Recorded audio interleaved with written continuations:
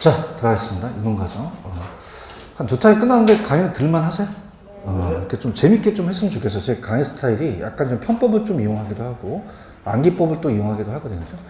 그래서 이제 보통은 학원이 거의 이제 저도 월요일서부터 토요일까지 강의인데, 지금 뭐 수도권도 한 3시간만 하거든요. 근데 우리 그 규정이 2시까지니까 4시간 타임 할게요.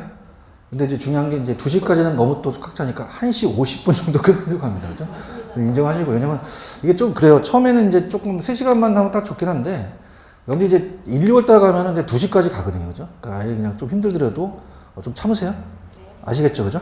왜냐면 이제 우리 그 랜드 프로가 좀 더 해드리려고 하는 거니까 이렇게 해서 좀 참으시고, 그렇게 갔으면 좋겠습니다. 아시겠죠? 그죠? 그 다음에 이제, 올해는 제가 굉장히 욕심이 많아서, 저번에 제가 계산 문제 같은 경우는, 야매가 있다고 말씀드렸죠.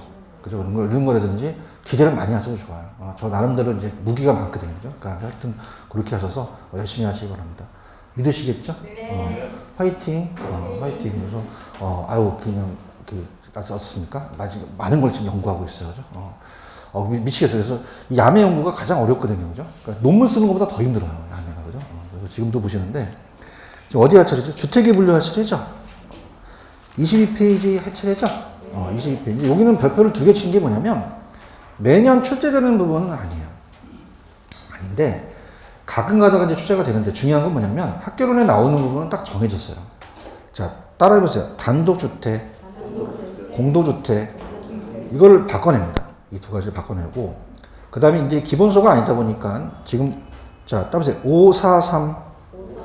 이게 계층, 층수를 얘기하거든요. 그죠? 층수를 얘기하고, 그 다음에 660하고 330은 이제 바닥 면적을 얘기를 해요. 그죠? 그래서 이제 여러분들 지금 이제 한 자체가 좀 그런데, 그리고 이제 지금 밑에 보시면은 22페이지 보시면 주택의 분류에 밑에 공간이 있죠, 공간. 그 야매 적으라는 거예요, 공간. 자, 한번 가볼게요. 자, 주택의 분류입니다. 주택의 분류. 주택의 분류를 제가 강하게 좀 칠게요. 어차피 이제 그 공법에 2가지가 있어요. 자, 따라해보세요. 건축법, 주택법. 건축법과 주택법의 주택의 분류는 달라요. 그죠? 그래서 우리가 먼저 건축법에 나와 있는 거는 자, 미리 말씀드리지만 지금 주택이 어떤 주택과 어떤 주택이 있어요. 불러보세요. 단독주택과 공동주택이 있죠. 그죠?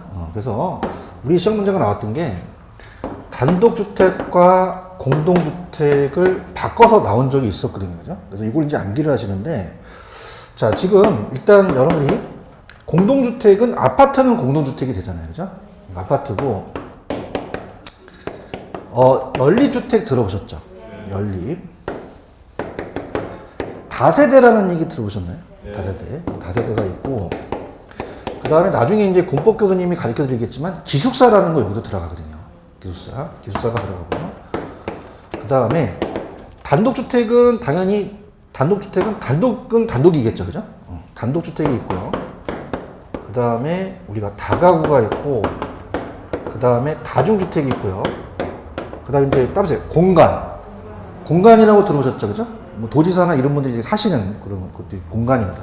국가에서 이제 그 집을 마련해주는 공간이거든요. 그죠? 자, 근데 왜 여기까지 해놨냐면, 보세요.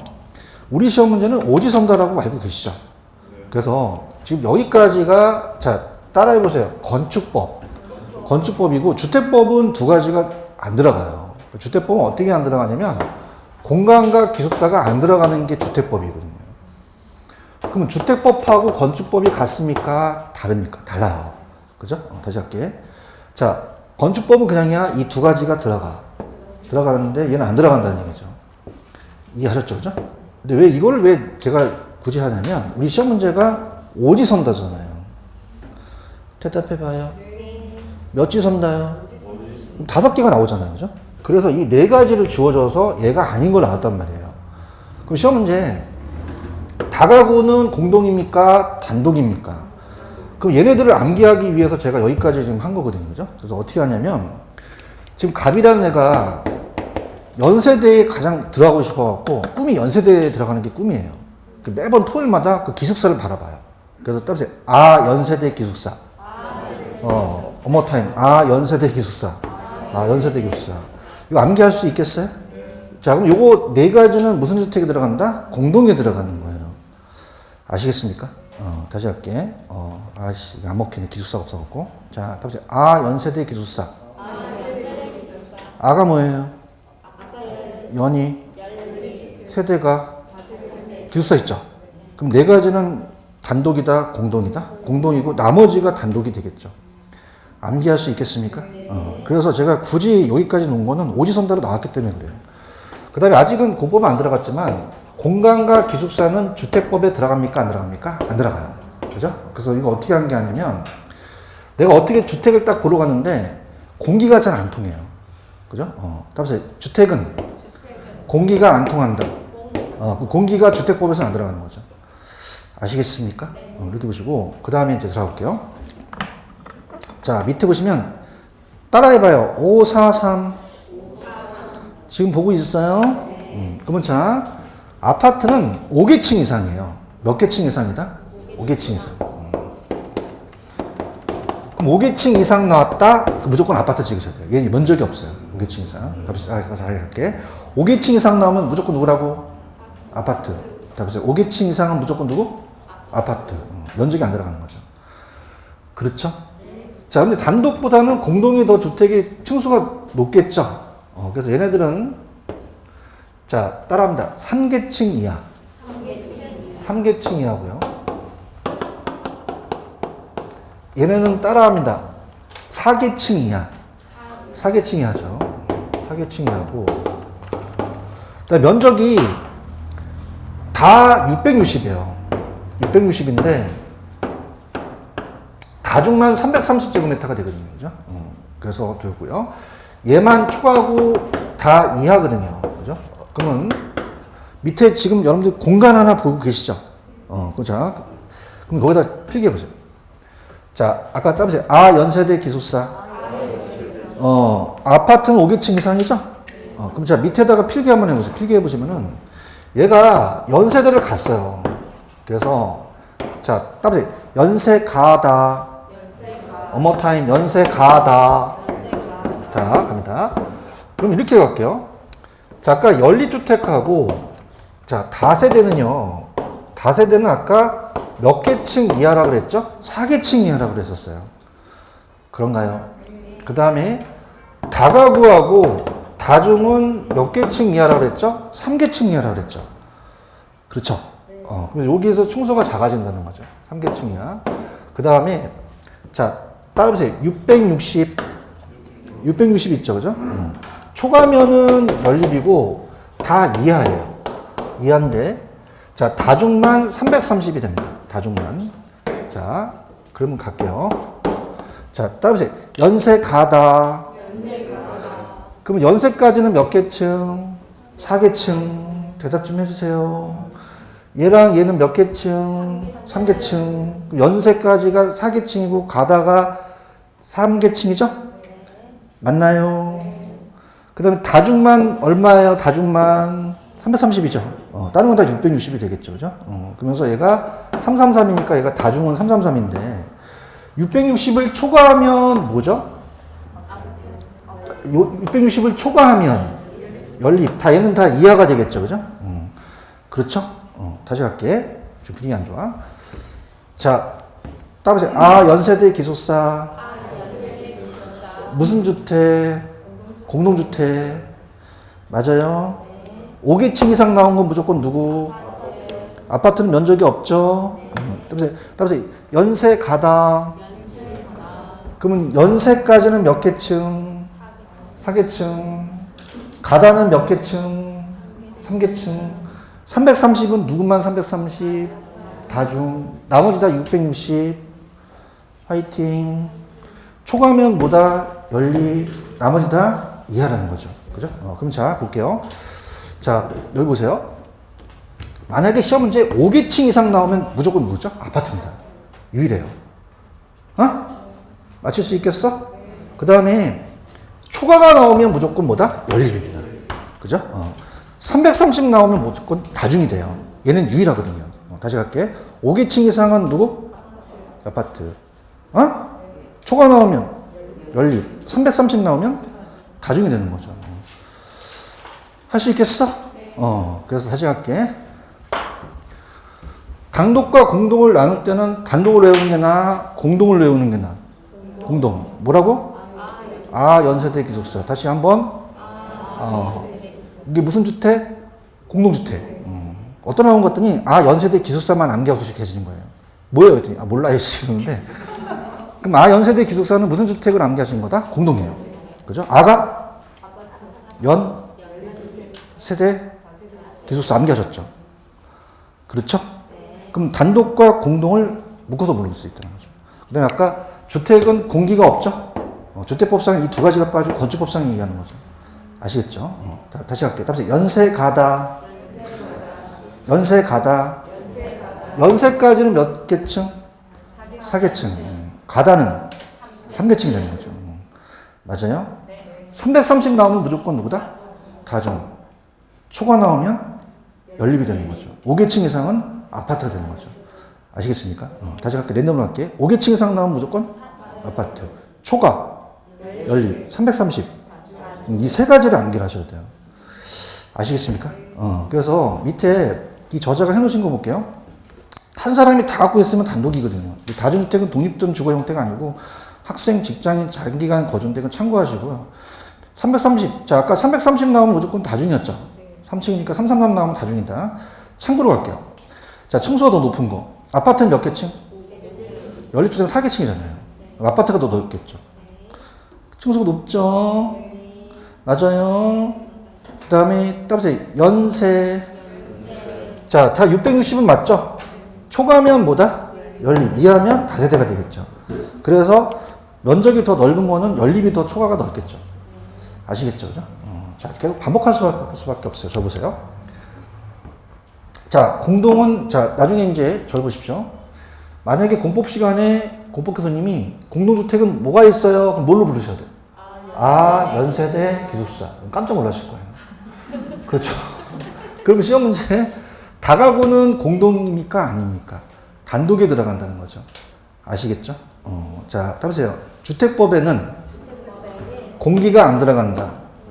공기가 빠져요. 건축법상만 4개 나오는 거죠. 아시겠습니까?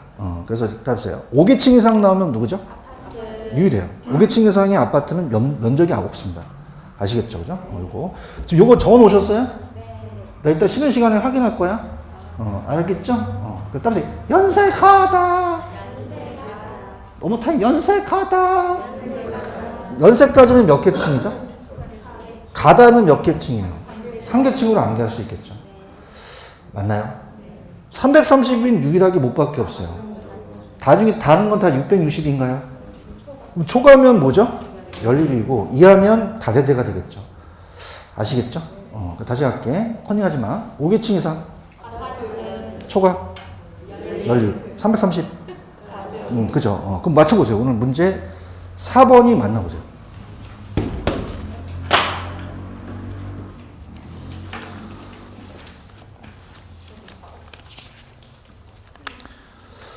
뭔가 하나 틀렸거든요? 뭐 틀렸어요? 자, 이하가 아니라 초과가 나와야 됩니다. 연립은 무조건 초과가 나와야 돼요. 4개층은 맞죠? 시험 문제 학교로는 요게 나올 가능성이 크죠. 그죠? 연립주택은 그냥이다 초과가 나와야 된다.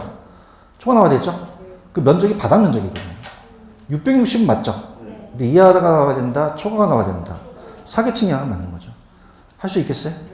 그래서 이거는 연립 완벽하게 하셔야 됩니다. 그래서 이번 시간에 제가 완벽하게 이 두 가지를 나눠서 갑니다. 하셨죠? 그래서 아예 나중에 기본서 나오더라도 오늘 끝내버리셔야 돼요. 그죠? 그래서 우리가 제일 제가 좋아하는 게 세뇌 교육입니다. 계속 세뇌 교육을 시키는 거예요. 그죠? 공동주택은 뭐가 있어요? 아, 연세대 기숙사. 아가 연이 연립 세대 다세대 기숙사가 되는 거죠. 구분할 수 있겠어? 자, 따라서 주택법에는 공기가 없다. 맞죠? 그래서 얘가 실제로 연세대를 갔어요. 따라서 연세가다. 어머타임 연세가다. 연세까지는 몇 개층이에요? 4개층이에요. 가다는 몇 개층이에요? 그렇죠. 4개층, 3개층으로 나눠지는 거죠. 아시겠습니까? 330만 나오는 건 못 밖에 없죠? 다중이죠. 맞습니까? 연립은 어떻게? 초가. 다세대는 이하가 되는 거죠. 꼭 하셔야 됩니다. 강조한다는 거는 거의 나올 가능성이 90%예요. 근데 매년 출제가 되는 게 아니라 우리가 뭐 2년에 3년에 한 번씩 나오기 때문에 갑니다. 근데 이제 제가 다시 한번 보겠는데 유일한 게 있어요. 5계층 이상 나오면 무조건 누굽니까? 아파트입니다. 5계층 이상 나오면 무조건 아파트 치고죠. 맞나요? 그 다음에 만약에 초가 나왔으면 무조건 뭐다? 연립입니다. 그 단어를 찾으셔야 되는 거죠. 유일한 거, 그죠? 따라서 330. 다중밖에 없다는 거죠. 아시겠습니까? 아직 지겨울 때까지 간다. 5계층 이상. 초가. 할 수 있겠어요? 330. 다중. 다시 할게. 5계층 이상. 초가. 330. 재밌다. 5계층 이상. 초가. 330.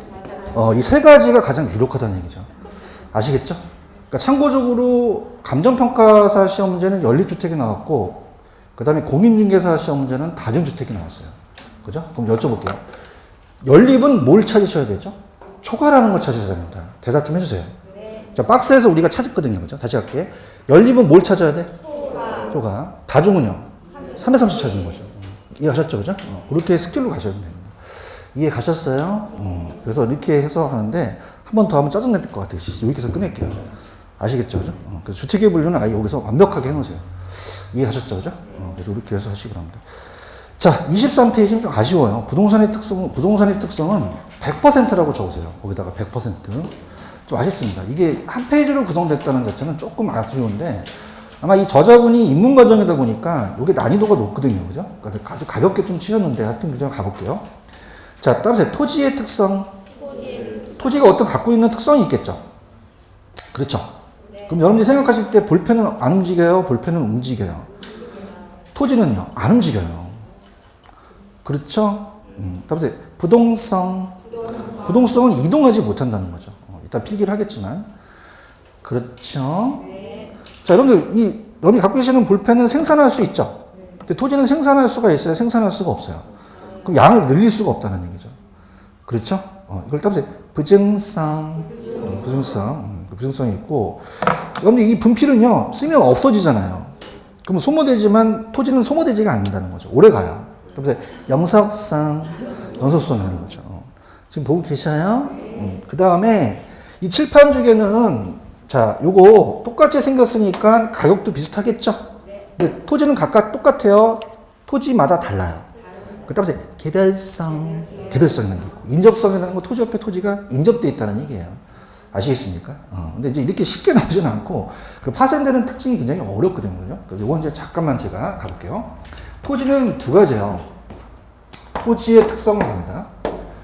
그러니까 토지의 특성이라는 것은 자연적과 인문적으로 나눠져요. 그죠? 자연적과 인문적. 그럼 자연적은 토지가 원래 가지고 있는 특성이고, 인문적은 토지에 인간이 활동을 하면서 얻어지는 후천적인 개념입니다. 그럼 자연적은 어떤 게 있느냐? 자연적은 자, 우리가 토지 자체입니다.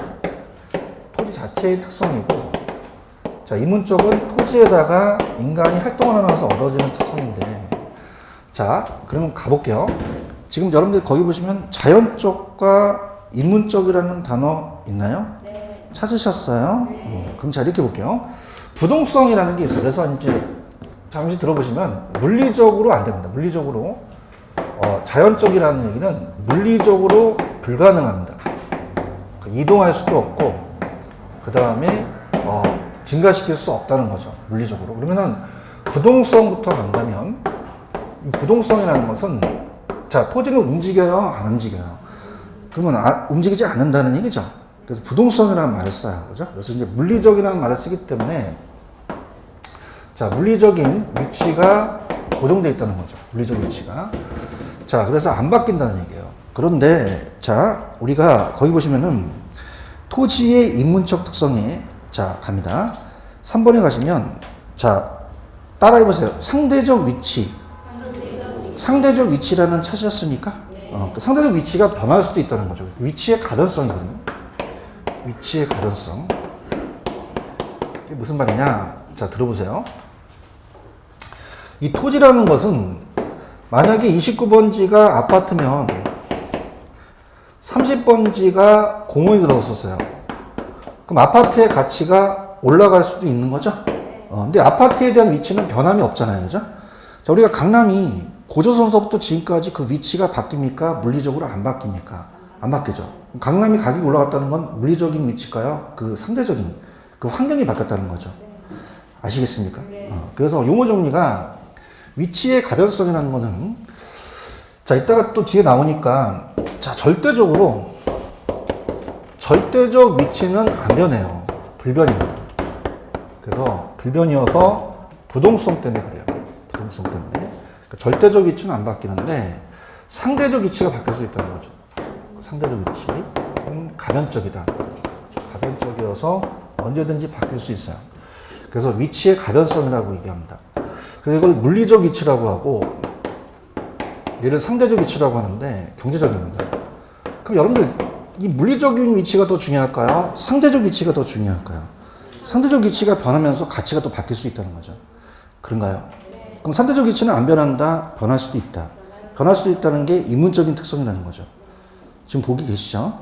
그럼 자, 부동성은 물리적으로 이동한다, 이동할 수가 없다. 없어요. 그죠? 없기 때문에 절대 못 이동한다는 거죠. 그죠? 그래서 이따, 그 자체적으로는 이따가 다시 한번 제가 그 세부적인 건 갈 거고요. 근데 상대적 위치는 변할 수 있죠. 장기적 배려가 필요한 거죠. 그죠? 그래서 우리가 변할 수 있다는 거예요. 그 위치의 가변성은 상대적으로 변하는데 세 가지예요. 자, 따라해보세요. 사경행. 그러니까 사회적인 위치가 바뀔 수 있고, 경제적 위치가 바뀔 수 있고, 그 다음에 행정적 위치가 바뀔 수 있죠. 자, 그러면 공원이 들어섰다는 거는 절대적 위치예요? 상대적 위치예요? 그럼 어떻게 돼요? 물리적인 환경이 아니라 인문적 환경이 되겠죠? 그래서 우리가 자, 따라해보세요. 사회적. 거기다가 인구라고 적어보세요. 인구. 사람 관련되거든요. 인간 관련. 자, 인구가 늘어났어요. 그럼 요거는 사회적으로 본다는 거죠. 그죠? 그래서 따라해보세요. 인구. 그 다음 뭐, 우리가 공장이 전입한다든지 학교가 들어올 수도 있죠? 이런 거. 그래서 사회적과 관련된 건 다 인간 관련이기 때문에 경제적, 행정적 제외하고 나머지 다 사회적이라는 거죠. 이해하셨죠? 경제적은 그냥요, 돈이 돼요. 돈, 수입, 비용 나오면 경제적 찍으셔야 되죠? 정책이 안 바뀝니까? 바뀔 수도 있습니까? 그럼 제도 규제가 바뀔 수도 있죠?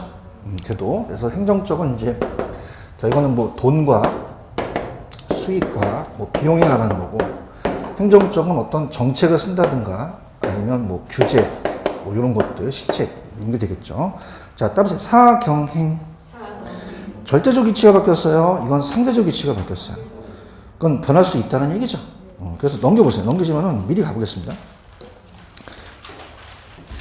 이따가는 또 이중으로 가게 되니까. 자, 지금 제가 부동산의 속성은 공간에만 펼쳤지 다른 데는 안 쳤죠? 그럼 따라서 밑에 중간에 따라서 위치. 찾으셨어요? 자, 갑니다. 절대적 위치는 변한다. 절대적 위치는 변하지 않는다. 않아요. 상대적 위치가 변하는 거죠. 그런가요? 그래서 부동산은 항상 유용성이 더 많은 영향을 받기 때문에 상대적 위치이며 변화가 가능함으로써 장기적 배려 예측이 필요하다는 거죠. 그렇죠? 그 다음에 접근성이라는 얘기 있나요? 접근성? 접근성은 절대적 위치가 아니라 이제 상대적 위치가 바뀐다는으로써 이제 전철이 뚫리거나 이런 게 접근성이 좋다는 거죠. 근데 부동산 가치는 높아지나 반드시는 이다, 반드시는 아니다. 아니라는 얘기예요. 그죠? 이게 뭐냐면, 자, 접근성이 높다는 것은 우리가 가치가 높지만 예외가 있어요. 들어보시면은, 예외가, 자, 들어볼게요. 우리가 이제 전철역 근처에 있으면 접근성이 좋다는 얘기 많이 하죠. 그럼 전철역 근처에 있으면 그냥입니까? 편리합니까? 위치가 가볍게 높아지죠. 근데 접근성이 예외가 있다는 거죠. 예외는 뭐냐면, 들어보세요. 자, 우리가 학개론에서 항상 반드시가 나오면, 자, 따라해보세요. 예외가 없다. 없거든요. 예외가 없는데, 자, 따라합니다. 일반적. 일반적이라는 게 학교론이 많이 나오거든요. 그죠? 그럼 일반적이라는 게 나오면 예외가 있다는 얘기예요. 자, 여러분들도 일반적으로 많이 열심히 공부하시면 다 합격합니까? 예외도 있긴 합니까? 그죠? 그럼 일반적이라는 말을 쓰는 게 예외가 있다는 거예요. 어떤 거냐면, 시장 안에 주택이에요. 자, 그러면 시장 안에 주택이 있어요. 그죠? 그럼 우리가 시장 안에 주택이 있다면은, 자, 이건 접근성이 좋다고 판단할 수 없는 거죠. 너무 가까워도 안 좋다는 거예요. 여러분, 처갓집은 멀리 있어야 돼요? 가까이 있어야 돼요? 그 얘기 안 할게요. 그죠?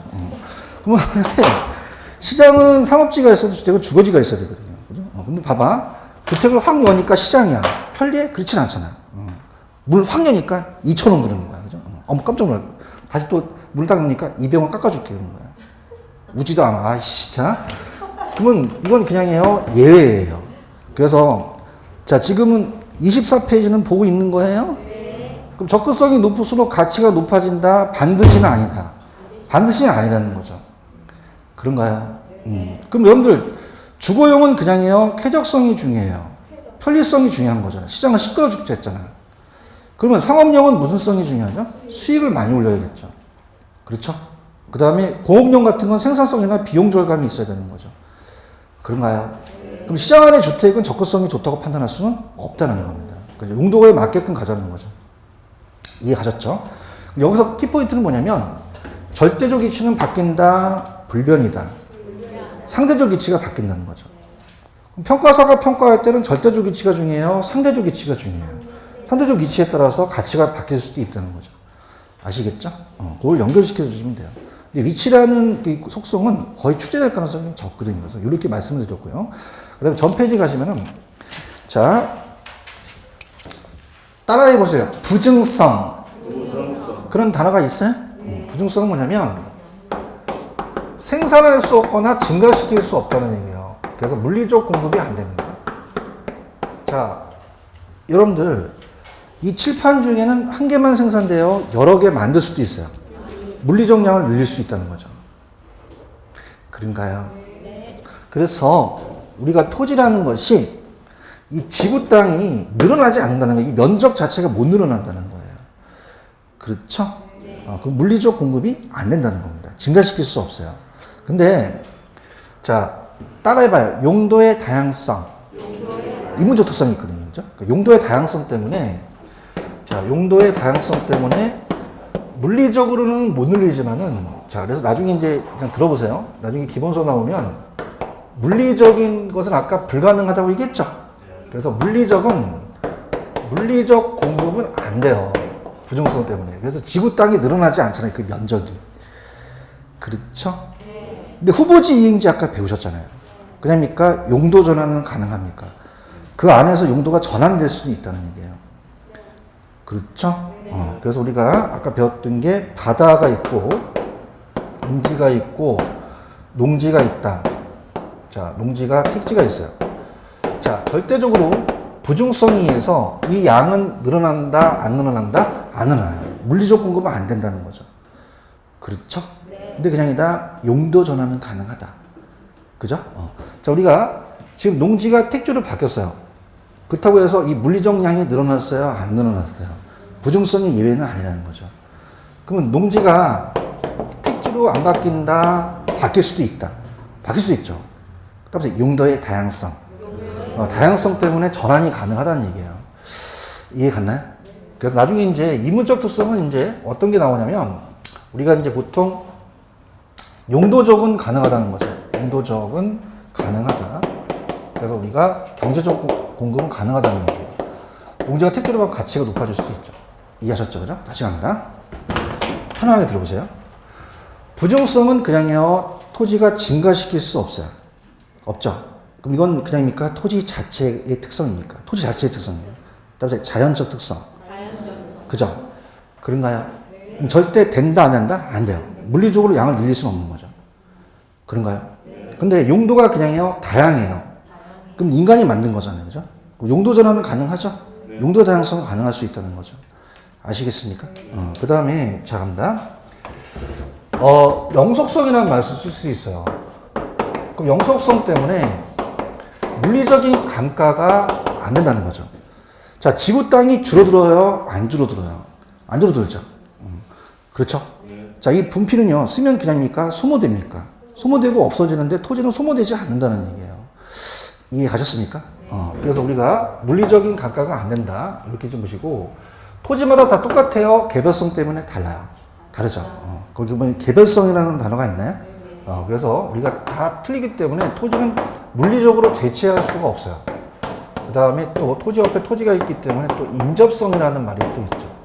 인접성이라는 자체는 토지가 또 물리적으로 연결되어 있다는 얘기예요. 지금 보고 계시죠? 네. 구체적인 거는 제가 이제 이걸 다 지운 다음에 하겠고요. 자, 여기까지는 따라서 자연적 특성. 근데 밑에 인문적 특성이라는 단어가 있죠? 자, 그래서 우리가 들어보시면은 자연적 특성이 먼저 나왔었거든요. 그래서 자연적 특성이 선천적이면 얘는 따라서 후천적. 다음에 나오게 된 거고요. 그 다음에 얘가 물리적이라면 얘가 인위적이라는 말을 쓰죠. 그 다음에 얘가 아예 바뀌지 못한다는 불변적이라는 말을 쓰면 얘가 가변적이라는 얘기예요. 자, 지금 여러분들 거기에 인문적 특성 보고 계셔요? 얘는 선천적이에요? 후천적이에요? 물리적이에요? 인위적이에요? 불변적이 아니라 가변적이라는 거죠. 그렇죠? 아웃라인만 잡을게요. 용도가 하나입니까? 용도가 다양합니까? 다양하고 병합분할한다는 얘기 들어보셨죠? 합필한다, 분필한다는 얘기 들어보셨나요? 자, 그러면 토지가 우리가 병합할 수 있고 분할할 수 있다는 거예요. 병합분할의 가능성은 토지가 지가 알아서 막 붙었다 떨었다 합니까? 인간이 그럽니까? 인간이 병합분할할 수 있다는 거죠. 그죠? 그래서 이렇게 보시면 되고. 자, 그 다음에 이제 밑에 나와 있는 건 사이드로 갈 수 있게 구토성이라는 자체는 자, 공법상 규제가 가능하죠.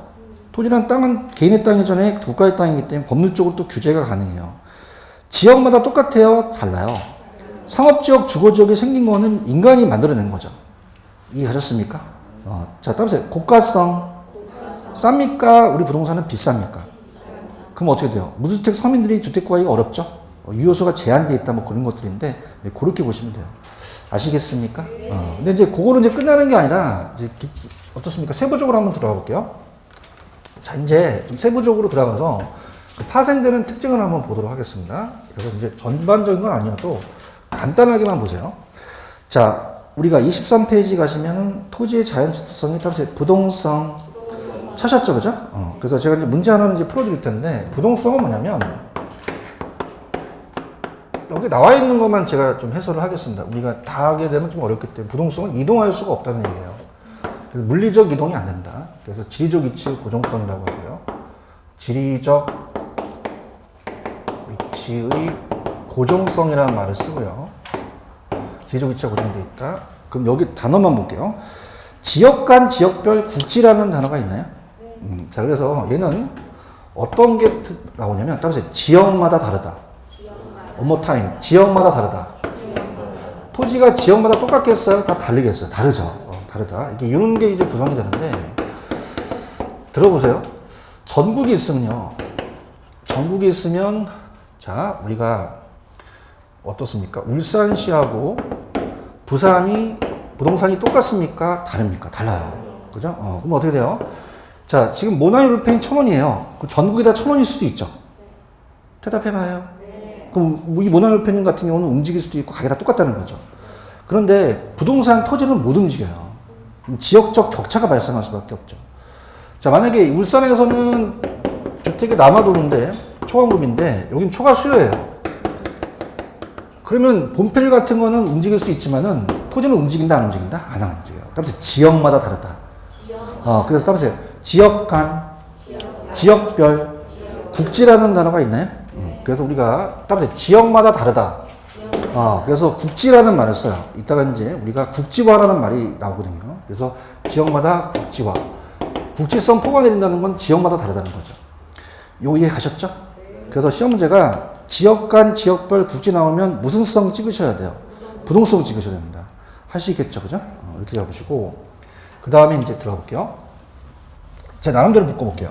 자, 따라합니다. 개별성. 개별성이라는 단어가 있나요? 자, 개별성은 뭐냐면 얘랑 좀 표현이 달라요. 개별성은 토지마다 다른 거죠. 그래서 개별성이라는 자체는 비대체성이라는 말을 씁니다. 대체할 수 없죠. 비대체성이라는 말을 써요. 자, 그래서 얘는 자, 따라합니다. 물건마다 다르다. 지역마다 다르다는 게 아니죠. 그래서 물건마다 다르다는 거죠. 물건마다 다르다. 그래서 아까 얘는 부동성은 지역화라든지 국지화를 썼지만 자, 얘는 따라서 개별화. 국지화가 아니라 구체화라는 말을 쓰거든요. 하나씩 다 나오는 거죠. 이렇게 해서 이제 우리가 얘랑 좀 틀리다는 겁니다. 그러면 이제 물리적인 대체가 안 된다는 거죠. 물리적인 대체가 안 된다. 자, 암만 여러분들 지금 우리 학원 근처는 상업용지죠, 그죠? 따라서 물건마다 다르다. 토지마다 다 똑같겠어요? 다르겠어요? 다르죠. 다르기 때문에 물리적으로는 대체할 수가 없어요. 지형지세라는 거죠. 근데 이제 지금 개별성 때문에 물리적 대체 X라고 되어 있죠? 근데 따라서 인접성. 밑에 인접성이라는 단어가 있나요? 자, 인접성을 연결시키면 그러나 인접성에 의해서 용도면의 대체는 가능하다는 거죠. 용도적 대체. 용도면의 대체는 가능하다. 자, 우리가 건너편에 있는 사례하고 대상 토지가 있으면은 물리적으로는 다 똑같아요. 물리적으로는 달라요. 다르죠. 그렇죠. 여기 상업용지라는 따라서 용도는 비슷하다. 가격도 비슷할 수 있죠. 그죠? 그럼 우리가 만약에 사례 토지가 옆에 있으면 건너편에 있는 사례가 더 신뢰성 있는 게 아니라 옆에 있는 토지가 더 신뢰성 있죠. 그래서 따라서 인접성. 그럼 용도면에서는 좀 비슷할 수 있겠죠? 그래서 다 갈게요. 물리적인 대체는 된다, 안 된다. 인접성 때문에 용도적 대체가 경제적 대체거든요. 그래서 우리가 동일한 유용수를 가져서 경제적 대체는 가능할 수 있다는 거죠. 여기까지 이해 가셨죠? 그래서 이렇게. 그럼 다시 한번 갑니다. 자, 가볼게요. 자, 따라해보세요. 지역마다 다르다. 자, 무슨 성 때문에 그렇습니까? 부동성 때문에 그래요. 그래서 이따가 국지화라는 얘기가 나오면 무슨 성이죠? 부동성 때문에 국지가 생기게 되는 거죠. 이해하셨죠? 그죠? 그래서 우리가 지역 간의 연계가 안 되고요. 근데 이제 개별성은, 자, 따라서 물건마다 다르다. 그럼 요거는 하나씩 개별화, 구체화 시켜야 된다는 거죠. 아시겠죠? 물리적으로는 똑같아요. 물리적으로는 달라요. 다르나 용도에서 면에서는 대체가 가능할 수도 있겠죠? 그래서 우리가 경제적 대체라고 하는데 보통 용도적 대체다. 이렇게 보시면 되고요. 자, 여기까지가 이제 한 파트고, 그 다음에 이제, 자, 얘기해 보세요. 자, 밑에 따라서 부증성, 영석성, 이라는 단어가 있나요? 두 가지. 그래서 두 가지를 좀 비교해서 제가 문제를 이제 풀어보도록 하겠습니다. 자, 들어갈게요. 자, 먼저 여러분한테 제가 해드릴 게 부증성이라는 게 있어요. 부증성. 부증성은, 자, 토지는 생산할 수 있어요? 생산이 안 돼요. 안 되죠. 그래서 우리가 이 부증성이라는 말은 생산할 수가 없다는 거죠. 그래서 비생산성이라는 거죠. 비생산성. 그래서 어떤 게 여기 튀어나오냐면, 자, 따라해보세요. 생산비 법칙. 라는 단어가 있나요? 이게 무슨 말이냐? 들어보세요. 생산비 법칙을 적용하기 어렵다는 거는, 자, 편하게 들어보세요. 자, 이 칠판 중에는 그냥입니까? 생산할 수가 있습니까? 그럼 생산비가 1,000원이 들어갈 수 있잖아요. 거기다 마진을 붙여서 1,200원이라는 가격을 매길 수 있어요. 근데 토지는요, 생산이 돼요? 생산이 안 돼요? 그럼 얼마로 만들어진지 모르잖아요, 조물주가. 가자. 그럼 가격을 매기기가 쉽다, 어렵다? 어렵다는 거죠. 아시겠죠? 무슨 비 법칙이 안 된다? 그러면 원가를 알아요? 몰라요? 모르죠. 그래서 원가 방식. 그 원가 방식으로 평가할 수가 없다는 얘기죠. 이해하셨습니까? 원가를 알아야지만 원가로 따질 수 있는 거예요. 토지가 얼마만큼 만들었는지 알아야 되는 거죠. 그러니까 이렇게 됩니다. 건물은 그냥요, 생산할 수 있어요. 만들 수 있죠. 가자. 건물 만들 수 있잖아. 그냥이야 생산비가 들어가죠. 자재값이라든지 뭔가 들어가잖아요. 맞습니까? 근데 토지는 생산할 수 있어요? 생산이 안 돼요. 원가를 모르죠. 그래서 따라서 원가 방식 안 된다. 원가 방식 안 된다는 거죠. 무슨 성 때문에? 부증성. 그럼 건물은 원가로 갈 수 있거든요. 그죠? 여기까지 이해 가시겠습니까? 그렇고. 따라서 영속성. 자, 토지는 없어지지 않죠. 영속성 때문에 오래 가요. 그래서 비소모성이라는 말을 씁니다. 자, 그럼 여기서 제가 이제 가야 될 거는, 자, 들어볼게요. 뭐라고 해놓으셨냐면, 재생산 이론이 안 된다고 하셨죠. 자, 따라서 재생산 안 된다. 자, 무슨 말이냐? 들어보세요. 자, 이 칠판 중에는 생산될 수 있죠. 그럼 다시 그냥요, 소모될 수도 있어요. 그럼 재생산이라는 게 가능하잖아요. 그렇죠? 근데 재생산이 되지만, 자, 토지는 소모됩니까? 소모가 안 됩니까? 그럼 다시 생산할 수 없다는 거죠. 아시겠죠? 그래서 이게 어려워요. 그래서 이거를 제가 이제 쉬는 시간에 이제 책을 자꾸 야매를 좀 만들었거든요. 자, 이 재생산이 안 된다는 건 무슨 성이고요? 생산비 법칙이 안 된다는 건 부중성이죠. 그렇죠? 그래서 이렇게 해보세요. 이 두 가지를 바꿔낼 수 있거든요. 그래서 따보세요. 영재. one more time. 영재. 그럼 재생산 안 된다는 건 무슨 성이다? 영소성이라는 거죠. 지금 보고 계시죠? 그래서 생산비가 안 된다는 거는 만들어낼 수 없어서 생산할 수 없으니까 부중성 때문에 그렇고, 재생산이 안 된다는 건 소모되지가 않죠. 이해하셨어? 따라보세요. 영재. 먹혀요? 먹힌다고 해요. 감사합니다. 그럼 재생산이 안 된다는 건 영속성 때문에 그렇다는 거죠. 이해 가셨죠? 그 다음에 보시면은, 자, 쭉 두 가지가 나와 있는데 한번 제가 해볼게요. 자, 우리가 소유이익과 이용이 분리돼서 내가 가지고 있는 거와 이용이익이 분리됩니다. 이용이익이 분리돼서 분리가 가능하고요. 또 임대차 시장이 발달되어 있어요. 임대차 시장. 여러분들 이렇게 한번 생각해 볼게요.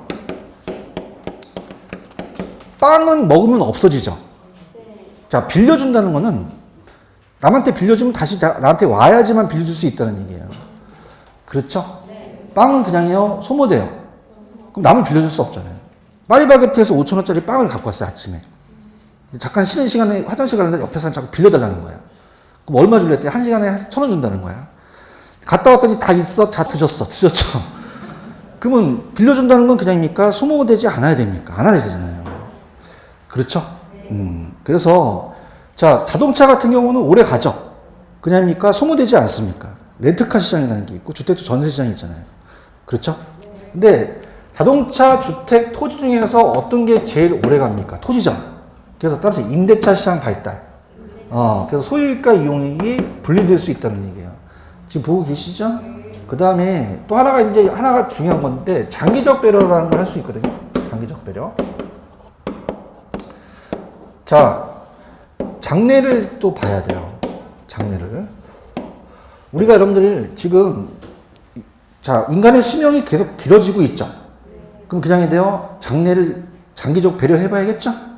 그럼 우리가 지금 여기 앉아 계신 분들은 공인중개사 따로 오셨잖아요. 공인중개사는 연령 제한이 있어요, 없어요? 벽에 뭐 칠할 때까지 계속 쓰거든요. 그럼 장기적 배려가 필요해요. 맞아요? 그럼 장기적으로 가야 된다는 거는 그냥입니까? 오래 가기 때문입니까? 오래 가기 때문이죠. 그렇죠? 그럼 우리가 관리가 안 중요합니까? 관리가 중요합니까? 중요하죠. 여성분 40세인데 막 60세로 보일 수 있는 거죠. 지금 영속성 보고 계셔요? 그러면 다 할게. 그냥이다 관리가 중요하다. 소유과 이용이 분리돼서 임대차 시장이 발달되어 있다는 거죠. 이해하셨습니까? 그러면 오늘 문제 5번을 한번 풀어보세요. 5번이 맞나 틀리나?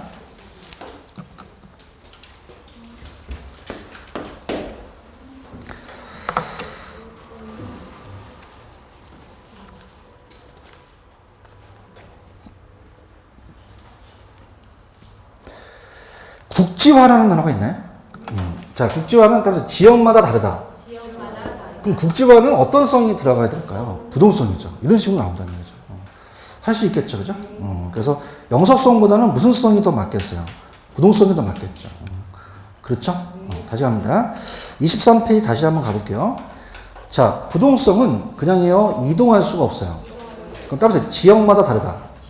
지역 간 지역별 국지 나오면 무조건 부동성 찍으셔야 돼요. 그런가요?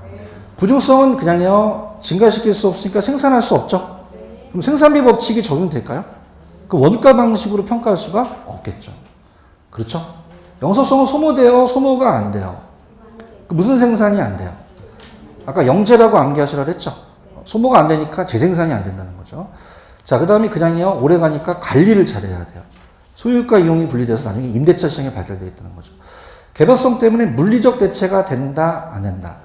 근데 경제적인 용도 면에서 대체 가능할 수도 있죠. 이렇게 보시면 됩니다. 이해 가셨습니까? 그 다음에 인문적 특성은 거의 출제가 잘 안 됩니다. 들어보세요. 인문적 특성은 가장 이제 중요한 게 아까 다 했기 때문에 조금만 제가 건드리면, 자, 인문적 특성의 가장 출제 빈도가 높은 게, 자, 따라합니다. 용도의 다양성.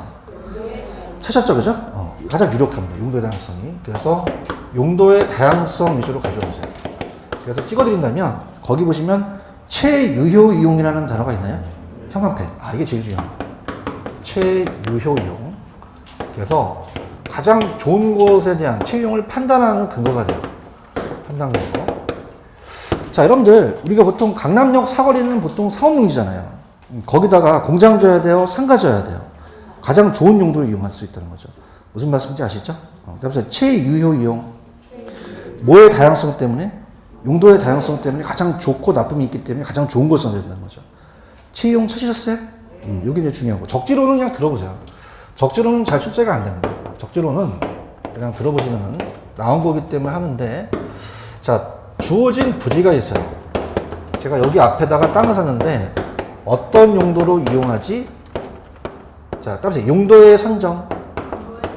그럼 가장 좋은 채용을 해야겠죠. 그래서 적지로는 용도의 다양성인데 이게 출제 안 됩니다. 그냥 따라서 최유효 이용. 요것만 가져가세요. 가져가세요. 그 다음에 자, 토지는 병합해서 분할할 수도 있어요. 병합 분할 가능하죠? 자, 병합 분할. 그래서 우리가 병합할 수도 있고 분할할 수도 있다.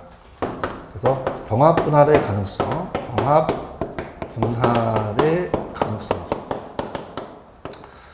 자, 따라합니다. 한정 가격. 라는 단어가 있나요? 이것도 출제가 잘 안 되는데 그냥 들어보시면은, 자, 만약에 여기가 1억, 자, 여기가 갑돌이 땅이고 을돌이 땅이면, 자, 1억씩이면 어떻게 돼요? 만약에 합치면 3억이 될 수도 있죠? 그래서 한정 가격. 얘는 한정된다는데, 한정 가격은 출제 안 됩니다. 그냥 한정 가격이 형성된다는 것만 보시는데, 잘 안 나오니까. 자, 이게 나와요. 토지가 병합분할한다는 거는 토지의 자연적입니까? 이것도 인문적입니까? 인문적이고. 법적 테두리 안에서만 한다는 거죠. 이 정도만 가져가시고요. 자, 따보세요. 상대적 위치. 아까 했었죠? 다른 것도 했기 때문에 그렇게 가져가시기 바랍니다. 아시겠습니까? 그래서 그렇게 정리하시면 돼요. 자, 그래서 다시 한번 가겠습니다. 아까 제가 5번 문제가 틀린 게 뭐가 틀렸어요? 5번에 틀린 거는 영속성이 아니라 부동성이라는 거죠. 국지화 나오면 부동성 찍으셔야 되는 거죠. 아시겠죠? 그래서 다시 한번 갈게요. 23페이지 가시면은, 자, 따라합니다. 자연적 특성. 자연 특성이 제일 많이 나와요. 그래서 아까 지역 간 지역별 국지화 나오면 무슨 성 찍고요? 부동성. 생산비 법칙이 안 되면 부정성. 재생산이 안 된다. 영속성. 물리적 대체가 안 된다. 개별성을 찍어야 되는 거죠. 할 수 있겠죠? 그렇게 정리하시면 됩니다. 이해하셨죠? 그죠?